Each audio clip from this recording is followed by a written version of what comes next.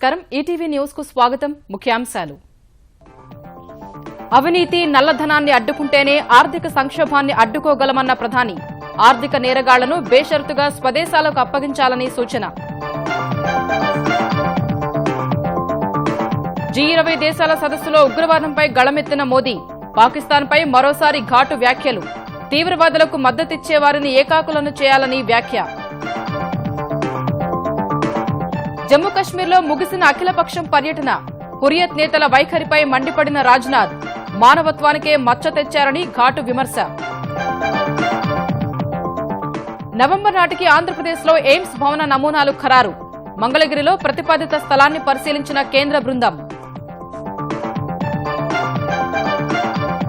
కొత్త జిల్లాలు సాగునీటి ప్రాజెక్టులపై విపక్షాల విమర్శలను తిప్పికొట్టిన హరీష్ శాస్త్రీయంగానే పనులు కొనసాగుతున్నాయని స్పష్టీకరణ యాదాద్రి అభివృద్ది పనులపై కేసీఆర్ సమీక్ష 850 ఎకరాల్లో దేవాలయ నగర నిర్మాణానికి సూచన తొలి విడత 250 ఎకరాల్లో పనులు ఖరారు తెలుగు రాష్ట్రాల్లో గణనాథుడి నవరాత్రి ఉత్సవ శోభ వాడవాడల్లో భక్తుల ఆనంద హేళ వినాయకుడి విగ్రహాల తయారీలో నవ్యతకు పెద్దపీట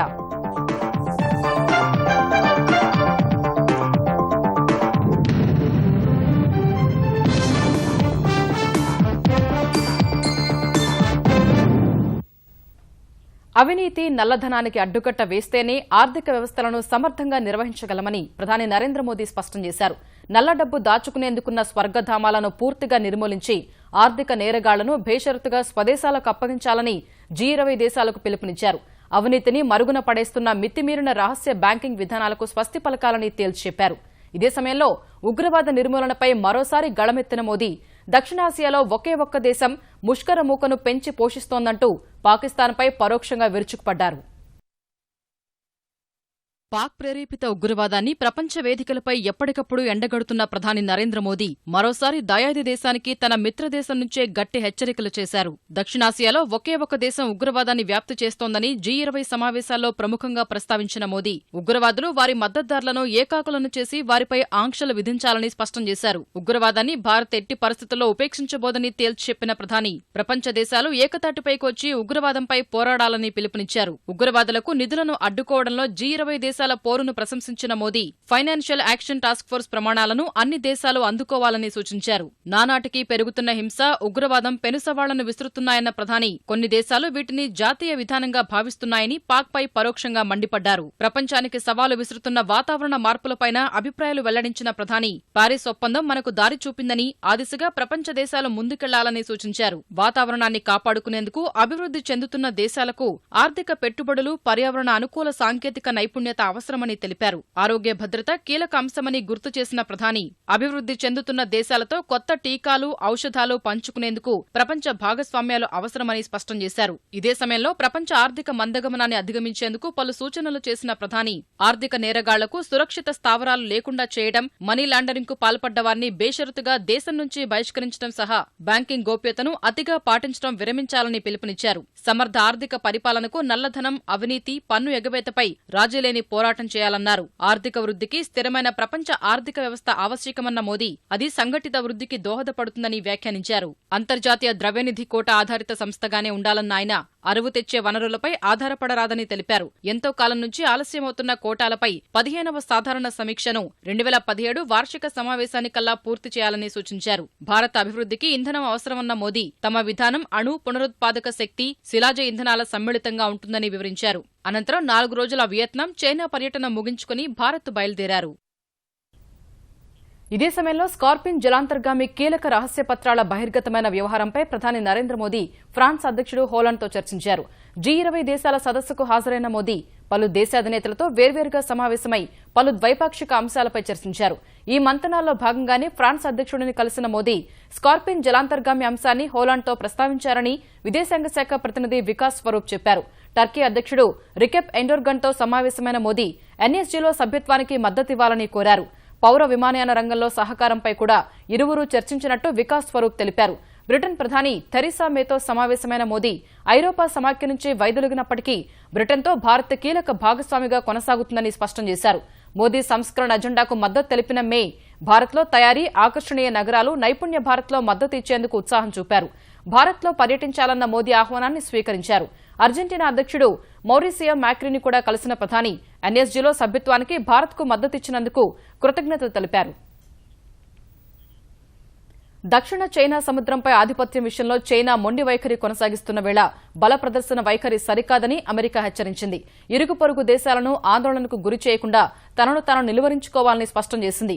ఈ మేరకు చైనాలో G20 సమావేశాల సందర్భంగా CNN ముఖాముఖిలో పేర్కొన్న అమెరికా అధ్యక్షుడు బరాక్ ఒబామా అంతర్జాతీయ నిబంధనలకు కట్టుబడేలా స్వయం నియంత్రణ విధించుకోవాలని చైనాకు సూచించింది. సరిహద్దు విషయంలో అంతర్జాతీయ నిబంధనల ప్రకారం నడుచుకుంటే దీర్ఘకాలంలో చైనాకే ప్రయోజనకరమని వ్యాఖ్యానించారు. నిబంధనలను ఉల్లంఘిస్తే తీవ్ర పరిణామాలు ఎదుర్కోక తప్పదనే విషయాన్ని ఇప్పటికే పలు దేశాలకు తెలియచెప్పామని పరోక్షంగా చైనాను ఒబామా హెచ్చరించారు. ఉగ్రవాది బుర్హాన్ వానీని హతమార్చిన తర్వాత హింస చెలరేగిన కశ్మీర్లో పరిస్థితిని చక్కదిద్దే లక్ష్యంతో 2 రోజుల క్షేత్రస్థాయిలో పర్యటించిన అఖిలపక్ష బృందం ఎలాంటి పురోగతి సాధించకుండానే హస్తనకు వెనుదిరిగింది. అయితే సానుకూల వాతావరణంలో పర్యటన సాగిందని అఖిలపక్షానికి నేతృత్వం వహించిన కేంద్ర హోంమంత్రి రాజ్నాథ్ సింగ్ చెప్పారు.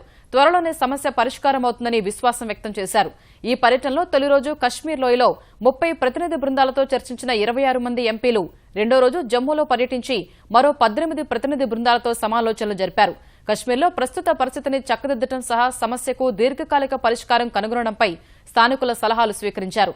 2 రోజుల పర్యటనలో వచ్చిన అభిప్రాయాలకు అనుగుణంగా భవిష్యత్తు కార్యాచరణ చేపడతామని అఖిలపక్ష బృందానికి నేతృత్వం వహించిన కేంద్ర హోంమంత్రి రాజ్నాథ్ సింగ్ తెలిపారు.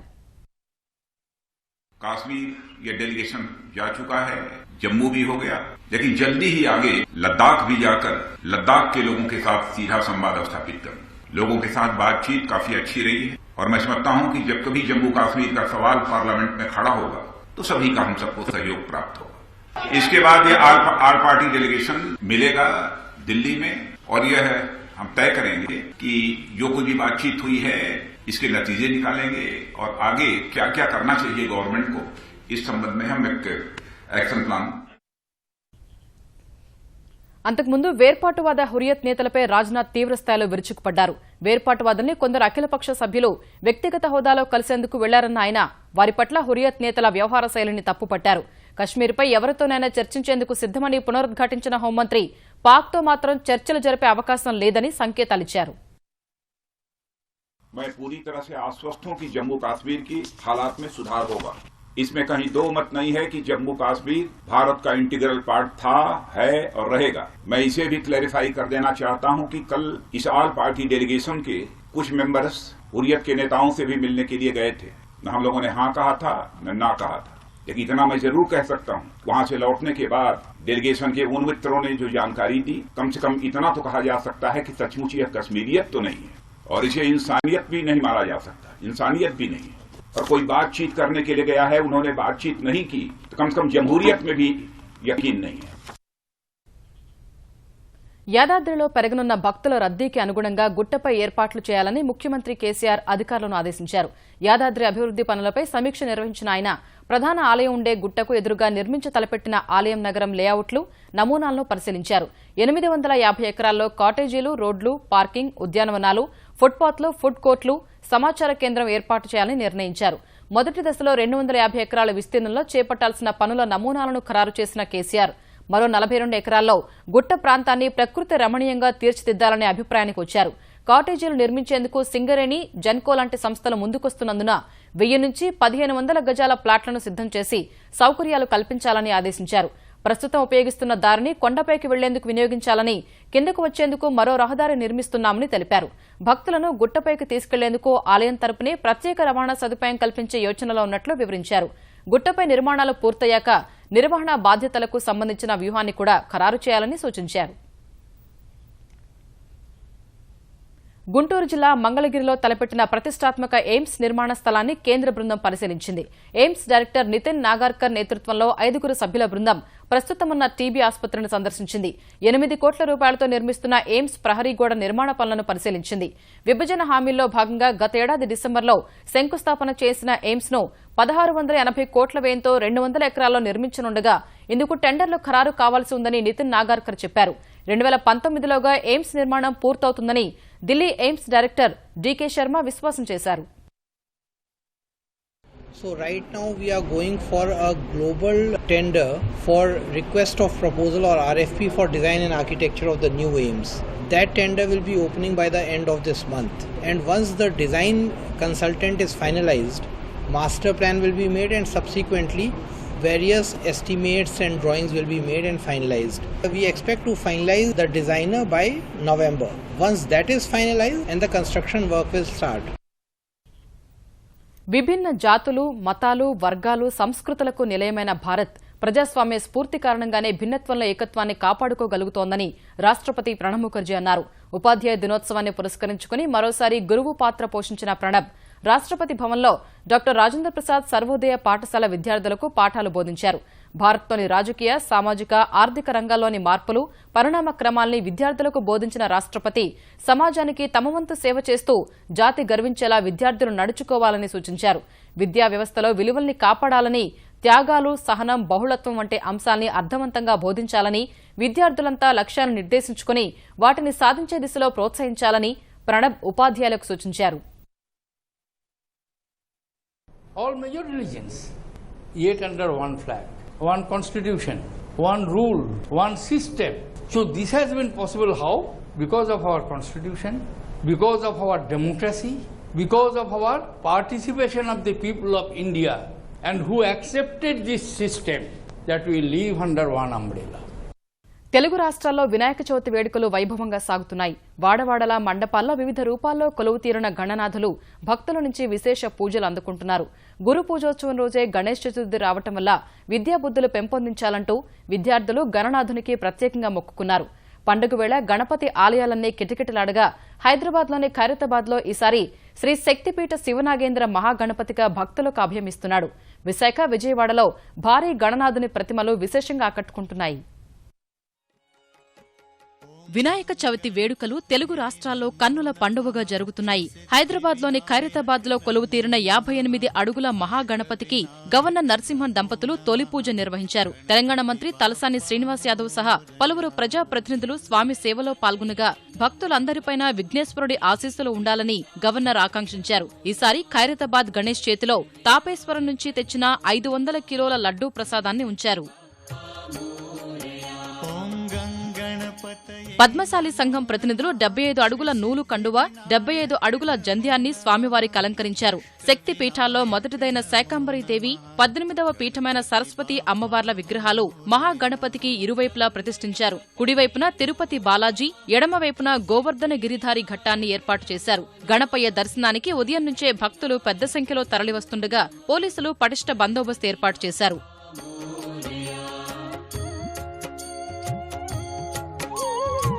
తెలంగాణలోని అన్ని జిల్లాల్లోనూ వేడుకలు నేత్రపర్వంగా సాగుతుండగా ఆంధ్రప్రదేశ్ వ్యాప్తంగా గణపతి నవరాత్రులు వైభవంగా జరుగుతున్నాయి. విశాఖ ఎంవీపీ కాలనీలో 108 అడుగుల విగ్రహాన్ని ఏర్పాటు చేసిన నిర్వాహకులు 21 రోజుల పాటు ఉత్సవాలు నిర్వహించనున్నారు. గాజువాకలో 78 అడుగుల విఘ్నాధిపతి కొలువు తీరగా తూర్పుగోదావరి జిల్లా కోనసీమలో గణపయ్యకు భారీ లడ్డూలను ప్రసాదంగా నివేదించారు.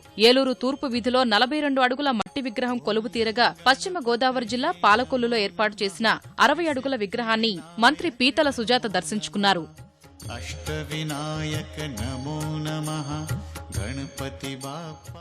విజయవాడ ఘంటసాల సంగీత కళాశాల మైదానంలో ఏర్పాటు చేసిన 72 అడుగుల గణనాథుడు భక్తులకు అభయప్రదానం చేస్తున్నాడు. కడప జిల్లా ప్రొద్దుటూరులో 40 అడుగుల మట్టి వినాయకుడిని ఏర్పాటు చేశారు. కర్నూలు జిల్లా నందికొట్కూరు కాలేజీ రోడ్లో హిందూ, ముస్లిం, క్రిస్టియన్ చిన్నారులంతా కలిసి వినాయకుని విగ్రహం నిలబెట్టారు.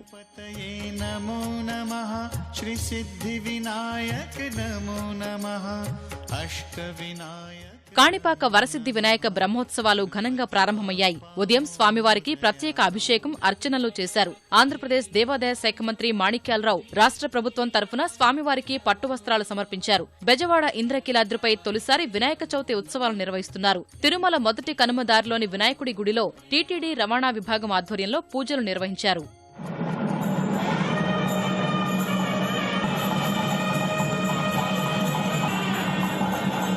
పలువురు సినీ నటీనటులు వారి వారి ఇళ్లలో గణపతి పూజలు నిర్వహించి శుభాకాంక్షలు తెలిపారు. జూనియర్ ఎన్టీఆర్, దర్శకుడు కొరటాల శివ, కథానాయిక నిత్య మేనన్ జనతా గ్యారేజీ సెట్లో విగ్రహం ప్రతిష్ఠించి పూజలు చేశారు. కొణితెల ప్రొడక్షన్స్ కార్యాలయంలో చిరంజీవి, రామ్ చరణ్, దర్శకుడు వినాయక్, బొజ్జ గణపయ్యకు పూజలు చేశారు. ఎప్పుడూ వివాదాస్పద వ్యాఖ్యలతో వార్తల్లో నిలిచే దర్శకుడు రామ్ గోపాల్ వర్మ కూడా ఏదైనా పాపం చేసి ఉంటే క్షమించాలంటూ వినాయకుణ్ణి వేడుకున్నారు. రెండు రాష్ట్రాల్లోని ప్రధాన రాజకీయ పక్షాలు కూడా తమ తమ కార్యాలయాల్లో గణేష్ పూజలు ఘనంగా నిర్వహించాయి. ఎప్పుడూ రాజకీయ ప్రసంగాలు, విమర్శలు వినిపించే ఆయా పార్టీల కార్యాలయాలు ఇవాళ గంటల శబ్దాలు, గణపతి శ్లోకాలతో మార్మోగాయి. హైదరాబాద్లోని భారతీయ జనతా పార్టీ, తెలుగుదేశం, కాంగ్రెస్, వైకాపా కార్యాలయాల్లో ఆయా పార్టీలకు చెందిన రాష్ట్ర శాఖల అధ్యక్షులు, ఇతర సీనియర్ నేతలు వినాయకుడి పూజలు నిర్వహించారు. గుంటూరులోని కార్యాలయంలో కూడా తెలుగుదేశం నేతలు గణేష్ పూజలు భక్తి శ్రద్దలతో నిర్వహించారు. ఇటు ముఖ్యమంత్రి కేసీఆర్ హైదరాబాద్లోని తన కుమార్తె కవిత నివాసంలో జరిగిన గణపతి పూజలో సతీ సమేతంగా పాల్గొన్నారు.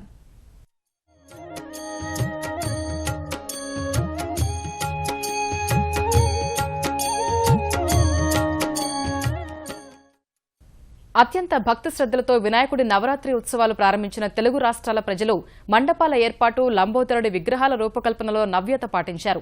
సకాలంలో వర్షాలు కురవక తీవ్ర నీటి ఎద్దడిని ఎదుర్కొంటున్న ప్రస్తుత తరుణంలో మొక్కలు పెంచాల్సిన ఆవశ్యకత చాటుతూ విగ్రహాలను రూపొందించేందుకు చాలా మంది ప్రాధాన్యమిచ్చారు. వాతావరణంలో కాలుష్యం పెరగకుండా ఉండాలనే సందేశంతో అత్యధికులు మట్టి విగ్రహాలకే ప్రాధాన్యమిస్తే చాలా మంది విభిన్న రూపాలు, భిన్నమైన వస్తువులతో తయారు చేసి తమ అభిరుచిని చాటుకున్నారు. జై గణేశ జై గణేశ జై గణేశ జై జై జై జై జై ఓం జై గణేశ.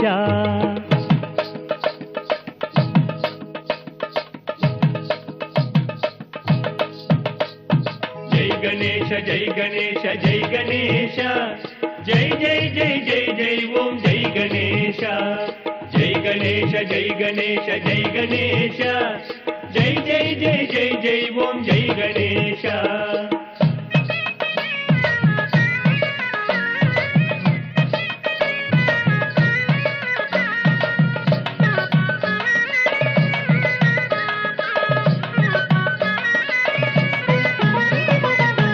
బొజ్జ గణపయ్య మాయ్య మాకు నీ అండదండ చాలు గణపయ్య. అయ్యా నీ బంటుల మేమయ్య మాయ్య నిన్ను భక్తి తోడ మొక్కేము గణపయ్య. అయ్యా జై గణేశ జై గణేశ జై గణేశ జై జై జై జై జై ఓం జై. గణేష్ చతుర్థిని దేశవ్యాప్తంగా కూడా ఘనంగా జరుపుకున్నారు. దేశంలోని ప్రముఖ ఆలయాలు ప్రత్యేక అలంకరణలతో కొత్త శోభను సంతరించుకోగా తెల్లవారుజాము నుంచే పెద్ద సంఖ్యలో తరలివచ్చి పూజలు నిర్వహించారు. వాడవాడలా ఏర్పాటు చేసిన వినాయక మండపాల్లో వినూత్న రూపాల్లో కొలువు తీరిన గణనాథుని విగ్రహాలు అందరినీ ఆకట్టుకుంటుండగా ముంబై లాల్బాగ్ మండపం సహా సిద్ధ వినాయక ఆలయంలో ప్రార్థనలు చేసేందుకు భక్తులు పెద్ద సంఖ్యలో తరలివచ్చారు. జీఎస్బీ సేవా మండలి ఏర్పాటు చేసిన వినాయక ప్రతిరూపం అందరినీ ఆకట్టుకుంటోంది. బంగారం, వెండి పూతపోసిన ఈ విగ్రహం అత్యంత ఖరీదైన విగ్రహాల్లో ఒకటిగా గుర్తింపు పొందింది. ముంబైలో సినీ తారలు ప్రత్యేక పూజలు చేశారు. పోలవరం ప్రాజెక్టుపై 2 వారాల్లో స్పష్టమైన వైఖరి చెప్పాలని కేంద్ర పర్యావరణ శాఖను జాతీయ హరిత ట్రైబ్యునల్ ఆదేశించింది. పోలవరం ప్రాజెక్టు నిర్మాణం ఆపేయాలంటూ రేలా అనే స్వచ్ఛంద సంస్థ దాఖలు చేసిన మధ్యంతర పిటిషన్పై విచారణ జరిపిన ట్రైబ్యునల్ గతంలో ఇచ్చిన స్టాప్ వర్క్ ఆదేశాలను ఎందుకు పొడిగిస్తున్నారని ప్రశ్నించింది.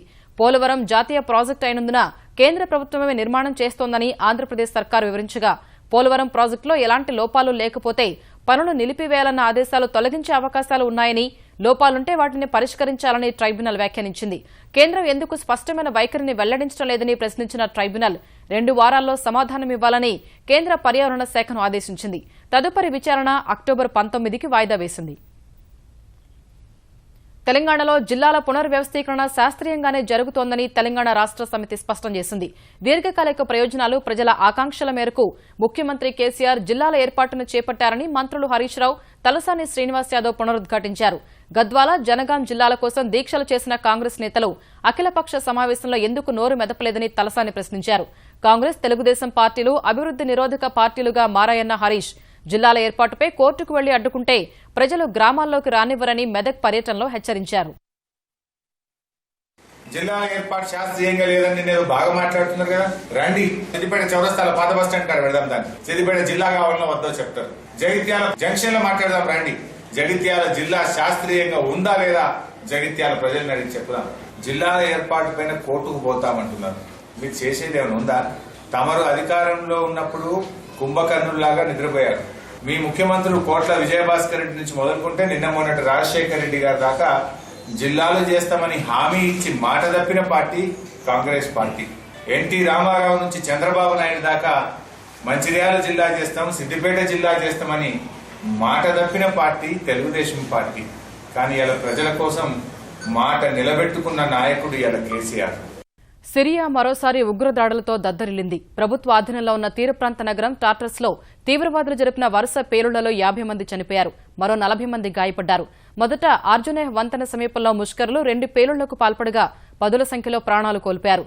తొలుత కారు బాంబు పేల్చిన ఉగ్రవాదులు తర్వాత ఆత్మాహుతి దాడికి పాల్పడినట్టు సిరియా మీడియా వెల్లడించింది. సిరియా అధ్యక్షుడు బషర్ అసద్ కు మంచి పట్టున్న టార్టస్ నగరంలోనే ఈ పేలుళ్లు జరగడం ప్రాధాన్యం సంతరించుకుంది. ఆఫ్ఘనిస్తాన్లో తాలిబాన్ల ఉగ్రఘాతుకానికి మరో 24 మంది బలయ్యారు, 30 మంది గాయపడ్డారు. రాజధాని కాబూల్లో జనసంచారం ఎక్కువగా ఉండే ప్రాంతాన్ని లక్ష్యంగా చేసుకున్న ముష్కరులు 2 ఆత్మాహుతి దాడులకు పాల్పడ్డారు. తొలుత రక్షణ మంత్రిత్వ శాఖ కార్యాలయం సమీపంలోని వంతెన వద్దకు చేరుకున్న దుండగుడు తనను తాను పేల్చుకున్నాడు. సైనికులు, పోలీసులు, స్థానికులు అక్కడకు చేరుకుని సహాయ చర్యలు చేపడుతుండగా మరో ముష్కరుడు ఆత్మాహుతి దాడికి ఒడిగట్టాడు. ఉద్యోగులు విధులు ముగించుకుని ఇంటికి వెళ్తున్న సమయంలో జరిగిన వరుస దాడులతో ప్రాణనష్టం ఎక్కువగా జరిగింది. రిజర్వ్ బ్యాంక్ గవర్నర్గా ఉర్జిత్ పటేల్ బాధ్యతలు చేపట్టారు. రఘురాం రాజన్ 3 ఏళ్ల పదవీకాలం ఆదివారం ముగియగా అదే రోజున ఉర్జిత్ పటేల్ 24వ గవర్నర్గా బాధ్యతలు స్వీకరించినట్లు ఆర్బీఐ ఓ ప్రకటనలో తెలిపింది. 2013 జనవరి నుంచి రిజర్వ్ బ్యాంక్ డిప్యూటీ గవర్నర్గా పనిచేస్తున్న పటేల్ కేంద్రం ఇటీవల తీసుకున్న నిర్ణయం మేరకు గవర్నర్గా పదోన్నతి పొందారు. ఆర్బీఐకి రాకముందు బోస్టన్ కన్సల్టింగ్ గ్రూప్నకు సలహాదారుగా పనిచేసిన ఉర్జిత్ పటేల్ గతంలో రిలయన్స్ ఇండస్ట్రీస్ కు కూడా సేవలందించారు. మరణానంతరం 2 అద్భుతాలు జరిగినందుకు గుర్తుగా వాటికన్లో పోప్ ఫ్రాన్సిస్ సెయింట్ హోదా ప్రకటించిన మరుసటి రోజే వచ్చిన మదర్ తెరెసా 19వ వర్ధంతిని పురస్కరించుకుని దేశం ఆమె సేవలను మరోసారి స్మరించుకుంది. కోల్కతాలో మదర్ స్థాపించిన చారిటీ ఆధ్వర్యంలో నిర్వహించిన కార్యక్రమంలో వందలాది మంది సెయింట్ తెరెసాకు నివాళులర్పించారు. ప్రత్యేక ప్రార్థనలు నిర్వహించి అనాథలు, రోగులకు ఆమె చేసిన సేవల్ని గుర్తు చేసుకున్నారు. ఈటీవీ న్యూస్ సమాప్తం. నమస్కారం.